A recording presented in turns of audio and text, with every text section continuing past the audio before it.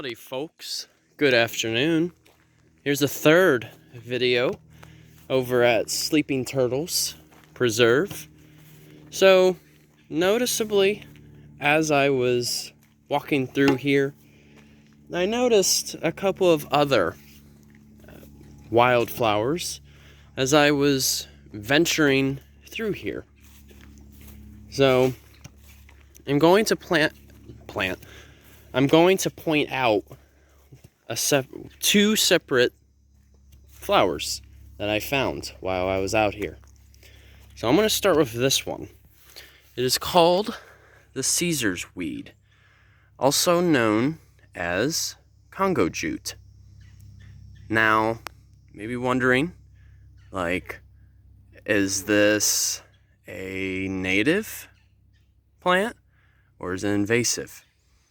Well, actually, as a matter of fact, it is considered to be a Category 1, invasive, surprisingly enough. But the Congo Jute has actually been found native in separate continents, such as Africa and even South America. But it is not native to here. So, and actually, as a matter of fact, this plant is actually used as a famine food in Africa, too. And that is where it kind of derives that name of Congo Jute. But aside from that, the leaves on these kind of remind me of when I was back up in Ohio.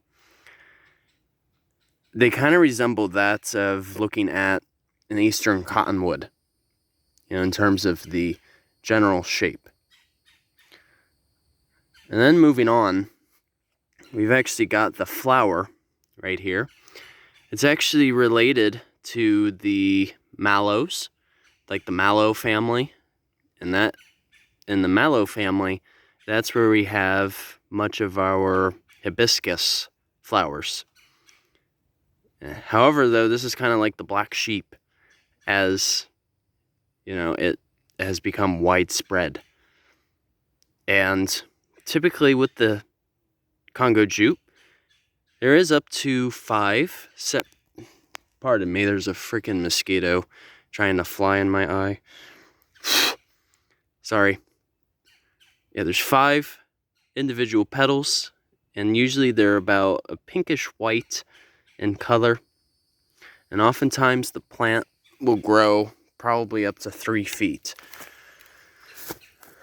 But fascinating thing, despite with it being an invasive plant, it does have actually some uses. So for one thing, since it's able to anchor so well into the ground or the soil, it can actually help with erosion control.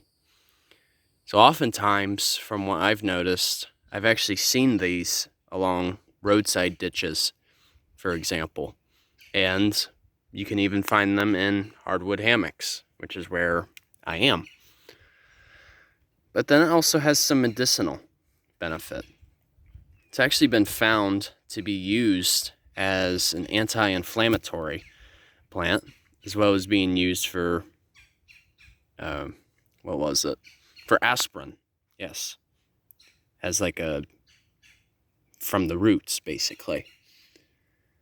But then, it's also been found to help treat conditions such as gonorrhea, malaria, and even flu-like symptoms. So it actually is indeed a very useful plant, despite the fact that it is invasive.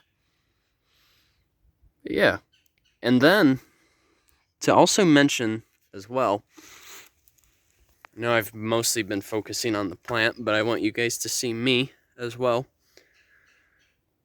The other reason why it's also called Congo Jute is it's known to make a particular material. So this plant that I was pointing out, it's a very fibrous plant. It kind of has sort of like a sandpaper feel, but not fully. Now, the roots yeah, they do produce these fibers that they call jute.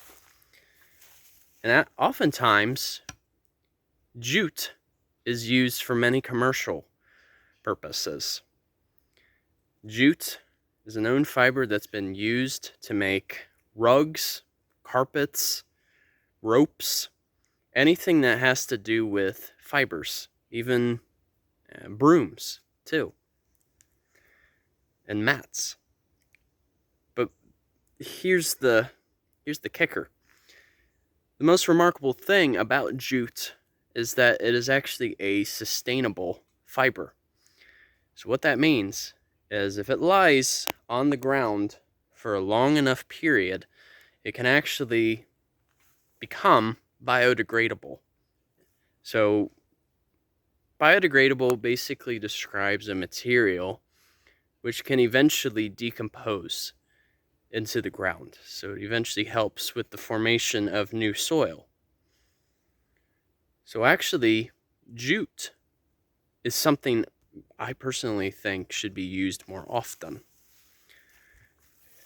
And the coolest thing, too, from what I've also read about the jute is if you use mats, like to control invasive plants, the mats can actually help slow down how much reproduction and pollination occurs. So really, it is a neat plant in terms of what it's capable of producing. So yeah, that was a little tidbit for you guys. So actually, I want to point out one more plant for you guys, and that should about wrap up the video.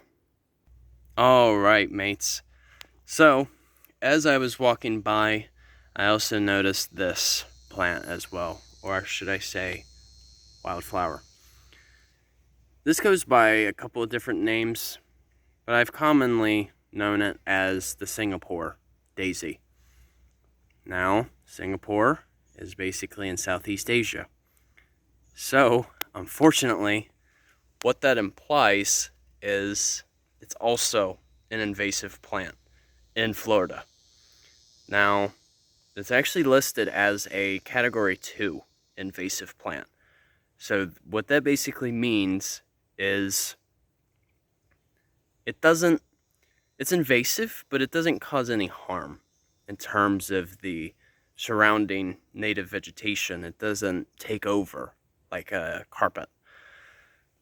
So, yeah, as you can see up close, there are at least up to 10 separate petals that are yellow, and it has a bit of a roundish peak with the anthers. Now, oftentimes, let me see if I can, oftentimes it may grow 1 to 2 feet tall, but then that's really about the extent.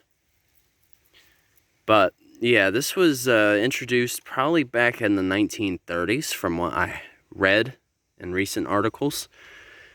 And oftentimes, for methods of removal, you want to try really getting to the root of the plant, of course, especially like before it seeds or it starts its new growth, because that's usually how it is. You want to try removing the entire root because, geez, I'm at a loss for words. You want to try removing the entire root so that there's no opportunity for it to resprout. Now, with that being said, there are indeed some medicinal use for the plant as well. So it's actually in some ways a bit similar to the Congo Jute, as I was pointing out. So like, for one thing, it can be used as a anti-inflammatory, and also, as used in China, it actually has been used as a decoction in teas to help with cold and flus as well. So, it does indeed also have medicinal value, despite it being an invasive plant. But it's ironic, you know? It's like both of these plants I've talked about are invasive. Like, they're not even from Florida, yet they still have a particular use. So I think that's one thing that, or as a theme that I want to tell you guys is, despite that they're not even from the area, they can still be useful as well. And I guess it's just really a matter of perspective for you guys. You know, some plants we may consider to be weeds, but then for others, they could be very valuable plants. And like that last plant, the Singapore daisy that I was pointing out, that was mostly introduced for ornamental purpose because of how glossy that it appears. And that plant actually falls within the similar relation to the Romerillo that I pointed out in my last video.